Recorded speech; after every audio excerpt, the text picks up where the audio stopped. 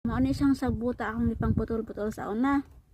Kay abi na ako, wala hinungdan. Pero makaon man dai siya. Naa siya mga tunok-tunok ba.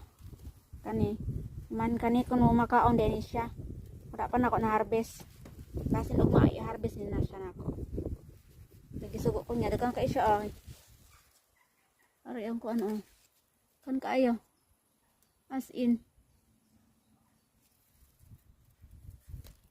makaon pud siya. Sabi tawag ani blueberry nga, ang sabay tawag ani niya basta wala sa blueberry. Makasinglasa pud sila. So atong bag-ubag ko dili gipangkunting nako ni may gani ulit na ako iputol tanan. Malami man di unta ni. Napugi sa mga saringsing pagad. So ako ni sang gi-search mahal ni siya di ay sa mga shop. Online shop, mga mahal ni sila nga kung ibaligya.